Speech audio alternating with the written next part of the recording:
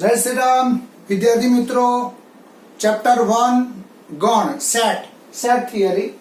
ચલો એમાં આપણે આજે આગળ વધીશું. શું આપ્યું છે જો 1.1 નો પાંચમો દાખલો. શું કહે છે? નીચેના ગણના ઘટકો લખો. એટલે આપણે આના ઘટકો લખવાના છે. તેમાં પહેલું શું કહે છે? a બરાબર છગડિયા કૌંસમાં x જ્યાં x એ અયુગ્મ પ્રાકૃતિક સંખ્યા છે. x એ શું છે? અયુગ્મ પ્રાકૃતિક સંખ્યા છે. હવે અહીંયા શબ્દ પ્રાકૃતિક છે જો. તો પ્રાકૃતિક એટલે શું આવે? n. તો n ના જે ઘટકો છે એમાં આપણે અયુગ્મ સંખ્યા લઈશું. તો a માં જવાબ આવશે a બરાબર 1 3 5 7 dot dot dot up to infinite. તો જવાબ શું આવશે? a બરાબર 1 3 5 7. ચલો b બરાબર છગડિયા કૌંસમાં x જ્યાં x એ પૂર્ણાંક છે. હવે અહીંયા શું કહે છે? આપણો x એ પૂર્ણાંક છે પણ તમને બાંધ્યા છે જુઓ. x કોની વચ્ચે છે? -1/2 less than x less than 9/2. એટલે આ -0.5 થશે અને આ 4.5 થશે. તો હવે સંખ્યા રેખામાં -0.5 પછી 0 1 2 3 4 અને પછી શું આવશે? 4.5. હવે x એ શું છે જોવો જોઈએ. x એ પૂર્ણાંક છે. તો પૂર્ણાંકો કયા કયા આવે? 0 1 2 3 4. તો અહીંયા આવશે b બરાબર છગડિયા કૌંસમાં b નો જવાબ આવશે 0 1 2 3 4. બરાબર? એટલે b માં આવશે 0 1 2 3 4. આ બધી જ કિંમતો આ અંતરાલની વચ્ચેની છે. અહીંયા પૂર્ણાંક છે એટલે પૂર્ણાંકો આવે. ચલો પછી ત્રીજામાં c શું કહ્યું છે જો? x જ્યાં x એ પૂર્ણાંક છે. આ શરતનું પાલન કરતી તમામ કિંમતો લઈશું. હવે તમને પૂર્ણાંક કહે છે જો. તો પૂર્ણાંકમાં આપણા પૂર્ણાંકો એટલે સેટ ઓફ ઇન્ટીજર્સ z. તો z માં ધન પૂર્ણાંક, ઋણ પૂર્ણાંક, ધન પૂર્ણાંક, ઋણ પૂર્ણાંક અને 0. તો અહીંયા સંખ્યા રેખા જુઓ 0 1 2 3 -1 -2. તો અહીંયા -3 મૂકો. તો -3 નો વર્ગ શું થાય? 9. તો 9 લેસ ધેન 4 જે શક્ય નથી એટલે -2 આવશે. પછી -1 નો વર્ગ કરો તો 1 લેસ ધેન 4 એટલે -1 આવશે. પછી 0 કરો તો 0 લેસ ધેન 4 એટલે 0 આવશે. પછી 1 કરો તો 1 લેસ ધેન 4 અને 2 કરો તો 2 નો વર્ગ 4 તો 4 બરાબર 4 2 આવશે. જો આ ના હોત ને તો ખાલી આટલું જ આવત. આ ત્રણ જ ઘટકો આવત. પણ અહીંયા less than or equal to છે એટલે જવાબ શું આવશે? -2 -1 0 1 અને 2. હવે આવા ઘણા બધા દાખલા બની શકે. ચલો પછી d માં શું છે જુઓ. d બરાબર છગડિયા કૌંસમાં x જ્યાં x એ લોયલ શબ્દનો મૂળાક્ષર છે. હવે તમે આના ઘટકો લખો હોય તો એકનો એક ઘટક ફરી ના લખાય. એટલે l o y a l. તો l ફરી લખાશે નહીં. ખાસ ધ્યાન રાખજો. એટલે જવાબ આવશે d માં l o y a. પછી શું કહે છે જુઓ. e બરાબર x જ્યાં x એ વર્ષનો 31 દિવસનો ન હોય તેવો મહિનો છે. એટલે આપણા જે 12 મહિના છે એમાં જેના દિવસો 31 હોય એ નહીં લઈએ. તો e બરાબર ચલો પહેલા શું આવશે? જાન્યુઆરી નહીં આવે એટલે આવશે ફેબ્રુઆરી. એટલે અહીંયા આવશે ફેબ્રુઆરી. પછી માર્ચ નહીં આવે. એપ્રિલ આવશે એપ્રિલ. પછી મે નહીં આવે. જૂન, સપ્ટેમ્બર અને શું આવશે? નવેમ્બર. જોડણી જોઈ લેજો છે. ફેબ્રુઆરી, એપ્રિલ, જૂન, સપ્ટેમ્બર અને નવેમ્બર. ચલો પછી f માં શું કહે છે જુઓ. f બરાબર છગડિયા કૌંસમાં x જ્યાં x એ અંગ્રેજી મૂળાક્ષરોની ક્રમ અનુસાર યાદીમાં k પહેલાનો વ્યંજન છે. હવે આપણે A B C D E F G H આઈ જે અને કે. હવે કે પહેલાનો વ્યંજન છે તો આમાં સ્વર કેટલા? આમાં સ્વરો કેટલા? આમાં સ્વરો કેટલા જો એ ઈ આઈ આ સ્વર છે એ ઈ આઈ ઓ યુ. એટલે આપણે સ્વર નહીં લેવાના, વ્યંજન લેવાના. તો શું આવશે જવાબમાં? B C D E G H અને જી. એટલે અહીંયા આવશે B C D F G H અને જી. આ જવાબ આવશે તમારો. બરાબર.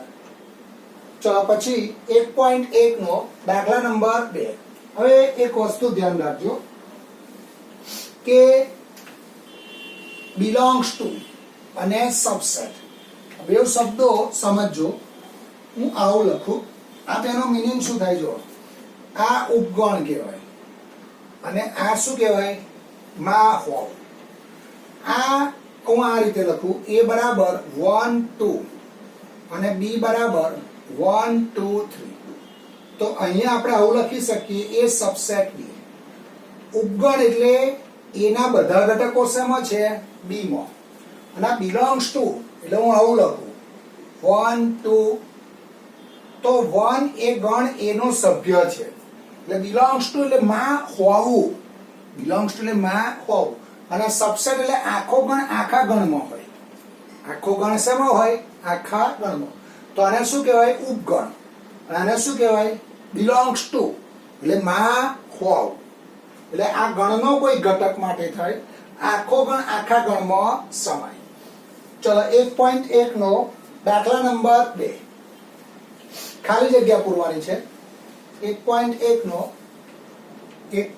નો બીજો એક્ઝામ્પલ શું આપેલું છે જો, એ બરાબર છગડીયા કૌંસમાં 1 2 3 4 5 6. આ લઈશું આપણે. હવે આવું કે છે ખાલી જગ્યામાં યોગ્ય સંજ્ઞા, ખાલી જગ્યામાં યોગ્ય સંજ્ઞા belongs to અથવા સબસેટ અથવા does not belongs to મૂકો. ચલો આમાં પહેલું છે 1 નંબરમાં આપણે પહેલા બધું લખી દઈએ. સેકન્ડ 8, પછી થર્ડ માં 0, પછી 4 માં, પછી આવશે 5 માં, પછી 6 માં. ચલો અહીંયા શું કહે છે જો, આ ગણ એ ના ઘટકો છે.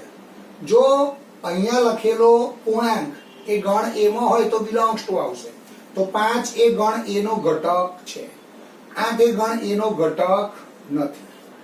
3 એ ગણ એ નો ઘટક નથી એટલે માં નથી. 0 એ ગણ એ માં નથી. 4 belongs to A. 2 belongs to A. 10 does not belongs to A. અહીંયા શું આવશે? 10 does not belongs to A. ચલો પછી 1.1 નો પહેલો દાખલો હોમવર્કમાં આવશે.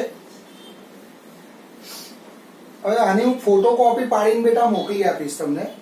આની ચોપડાની ફોટોકોપી પાડીને મોકલી આપીશ. એટલે તમે આમાં અહીંયા રકમ નહીં લખાય. એટલે તમે શું કરજો, નોટમાં ફોટોકોપીમાંથી એ લખી કાઢજો નોટ. 1.1 નો સ્વાધ્યાય 1.1 નો પહેલો દાખલો હોમવર્કમાં આવશે. આવડે એવું છે એ ગણ છે કે નહીં એ ચેક કરવાનું તમારે. ચલો પછી આવશે ખાલી જગ્યાઓ આવશે. તો ખાલી જગ્યામાં ખાલી ગણ. તો ખાલી ગણ એટલે જે ગણમાં એક પણ ઘટક ન હોય, જે ગણમાં એક પણ ઘટક ન હોય એવા ગણને શું કહેવાય? ખાલી ગણ. ધારો કે હું આવું લખું,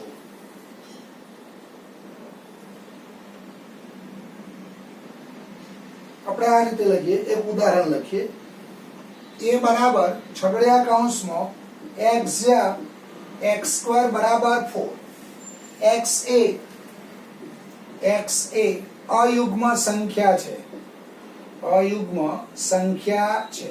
હવે તમે x તરીકે કોઈ પણ અયુગ્મ સંખ્યા લો અને એનો વર્ગ કરો તો એ જવાબ કદાપી 4 આવશે નહીં. એટલે તમે x તરીકે કોઈ પણ અયુગ્મ સંખ્યા લો, 1 લો, 3 લો, 5 લો, 9 લો, તો એનો વર્ગ કરશો તો એ 4 આવશે નહીં. એટલે એમાં એવો કોઈ પણ ઘટક આવશે નહીં. એટલે એ શું થશે? ખાલી ગણ. એટલે જે ગણમાં એક પણ ઘટક ન હોય તેવા ગણને શું કહેવાય? ખાલી ગણ. ચલો પછી આવશે શાંત અને અનંત ગણ. શાંત અને અનંત ગણ. શાંત અને અનંત ગણ. હવે શાંત ગણ એટલે શું થાય? એ ગણના ઘટકો ગણી શકાય. ધારો કે આવું લખું a બરાબર 0 1 2 4 5. તો આની સભ્ય સંખ્યા કાઉન્ટ કરે જો 1 2 3 4 5. એટલે આમાં 5 ઘટકો છે, 1 2 3 4 અને 5. તો શાંત ગણ એટલે એ ગણના ઘટકો શું થાય? કાઉન્ટ કરાય, ગણાય. તો એને શું કહેવાય? શાંત ગણ. અને અનંત ગણ એટલે એ ગણના ઘટકો ગણી શકાય નહીં.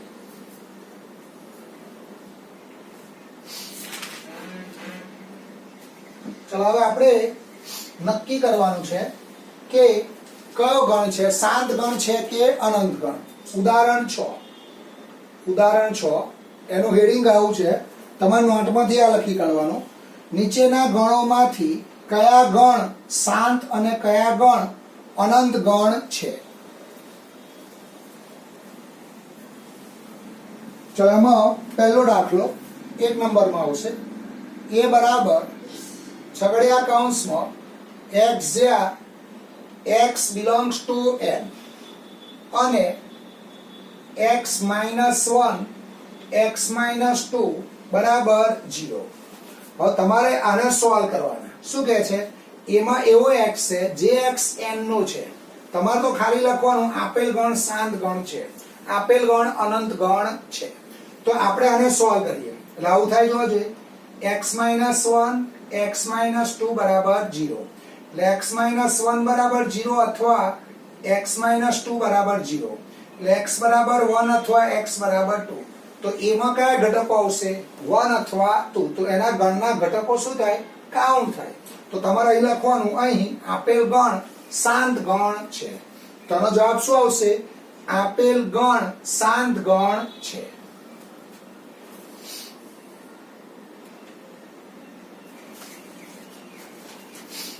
ચલો પછી બીજો દાખલો આવશે. બીજો દાખલો શાંત ગણ કે અનંત ગણ એ નક્કી કરવાનો. સેકન્ડ બીજામાં આવશે b બરાબર છગડીયા કૌંસમાં x જ્યાં x belongs to n અને x વર્ગ બરાબર 4. હવે તમે b માં એવો ઘટક છે એ ઘટક n નો છે, એવો પૂર્ણાંક છે, એ પૂર્ણાંક n નો છે અને એ પૂર્ણાંકનો વર્ગ 4 છે. તો તમે x ની કિંમત 2 પસંદ કરો તો 2 નો વર્ગ શું થાય? 4. એટલે b માં કયો ઘટક આવ્યો? 2 આવ્યો. તો આની સભ્ય સંખ્યા કેટલી થઈ? 1 થઈ. એટલે આ ગણ શું થશે? શાંત ગણ થશે. તો આપેલ ગણ શાંત ગણ છે. તો આનો જવાબ શું લખીશું? આપેલ ગણ શાંત ગણ છે. ચલો પછી 3 નંબરમાં આવશે. 3 નંબરમાં c બરાબર છગડીયા કૌંસમાં x જ્યાં x belongs to n અને 2x minus 1 બરાબર 0. હવે આને તમે સોલ્વ કરો તો 2x minus 1 બરાબર 0. એટલે 2x બરાબર 1 માટે x બરાબર 1/2. તો 1/2 એ n માં આવશે નહીં. અહીંયા લખીશું does not belongs to n. તો c બરાબર શું આવશે? 5. તો આના ગણના ઘટકો શું થાય બોલો છે? આના ગણના ઘટકો ગણી શકાય ને? આના ગણના ઘટકો એક પણ નથી એટલે 0 કહેવાય. તો આ ગણ શું કહેવાય? શાંત ગણ કહેવાય. અને શું કહીશું? શાંત ગણ. ચલો પછી 5મો દાખલો આવશે. ત્રીજો પત્યો. ચલો પછી ચોથો દાખલો. ચોથામાં આવું છે, 4 નંબરમાં આવું છે. d બરાબર છગડીયા કૌંસમાં x જ્યાં x belongs to r અને 2x minus 1 બરાબર 0. હવે તમે આને સોલ્વ કરશો તો x બરાબર શું આવશે? 1/2 આવે. તો 1/2 r માં આવે કે ના આવે? 1/2 r માં આવે. એટલે ગણ શું કહેવાય? શાંત ગણ કહેવાય. એટલે આપેલ ગણ શાંત ગણ છે. એટલે આવું આવશે જો 2x minus 1 બરાબર 0. 2x બરાબર 1 માટે x બરાબર 1/2. તો 1/2 r માં આવે તો d માં એક ઘટક થયો 1/2. તો આપેલ ગણ શું થશે? શાંત ગણ થશે. એટલે અહીંયા નીચે એવું લખીશું આપેલ ગણ શાંત ગણ છે. ચલો પછી 5 નંબરમાં આવશે.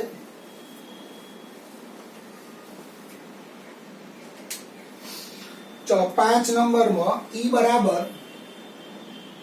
બરાબર છગડીયા કૌંસમાં x જ્યાં x belongs to n અને x અવિભાજ્ય સંખ્યા છે અને x અવિભાજ્ય સંખ્યા છે. હવે x એમાં છે n માં અને x શું છે? અવિભાજ્ય. તો અવિભાજ્ય સંખ્યા બે યુગ્મ અવિભાજ્ય સંખ્યા કહેવાય. હો ધ્યાન રાખજો. બે શું કહેવાય? યુગ્મ અવિભાજ્ય સંખ્યા. 2 3 5 7 11 and so on. તો ઈમાં શું આવશે? 2 3 5 7 11. તો આપેલ ગણ કેવો કહેવાય? અનંત ગણ કહેવાય. આપેલ ગણ કેવો થશે? અનંત ગણ. એટલે જવાબ શું આવશે? આપેલ ગણ અનંત ગણ છે. ચલો પછી 6 નંબરમાં આવશે. 6 નંબરમાં f બરાબર છગડીયા કૌંસમાં x જ્યાં x belongs to n અને x અયુગ્મ પૂર્ણાંક છે. x અયુગ્મ પૂર્ણાંક છે. ચલો x જ્યાં x belongs to n અને x એ અયુગ્મ પૂર્ણાંક છે. તો જો અયુગ્મ પૂર્ણાંક એટલે 1 પછી આવશે 3 5 7 એટલે શું થાય? બોલો જી શું આવે જવાબ? અનંત ગણ આવે. એટલે જવાબ શું આવશે? આપેલ ગણ અનંત ગણ છે. એટલે જવાબ આવશે આપેલ ગણ અનંત ગણ છે. ચલો પછી આવશે હોમવર્કમાં 1.2 નો બીજો દાખલો. એમાં પણ તમારે નક્કી કરવાનું કે આપેલ ગણ કેવો છે. સ્વાધ્યાય 1.2 નો દાખલા નંબર 2 એ હોમવર્કમાં આવશે. ચલો પછી 1.2 નો ત્રીજો દાખલો. એમાં પણ આપેલ ગણ શાંત ગણ છે કે અનંત ગણ છે એ નક્કી કરવાનો. એટલે 1.2 નો ત્રીજો દાખલો એ પણ હોમવર્કમાં આવશે. તો આ બે દાખલા હોમવર્કમાં આવશે. 1.2 નો બીજો દાખલો અને 1.2 નો ત્રીજો દાખલો હોમવર્કમાં આવશે. ચલો અહીંયા અટકીશું બેટા. કાલે મળીશું. જય શ્રી રામ. હવે આજની એક વસ્તુ ખાસ ધ્યાન રાખજો કે આ ચેપ્ટર કેવું છે? આ ચેપ્ટર ભાષાકીય વધાર છે. એટલે તમને હું જે ફોટોકોપી પાડીને જે પેજ મોકલું ને એમાં તમે પહેલા નોટ બનાવી દેવાની અને એકવાર નોટ બનાવ્યા પછી તમે વિડીયો જોજો. એટલે તમને નોટ વિડીયો જોતું જવાનું અને નોટમાં સમજતું જવાનું. એટલે તમને આવડી જશે. બરાબર? આ ચેપ્ટર એવું છે, ભાષાકીય ચેપ્ટર છે. આવજો. જય શ્રી રામ.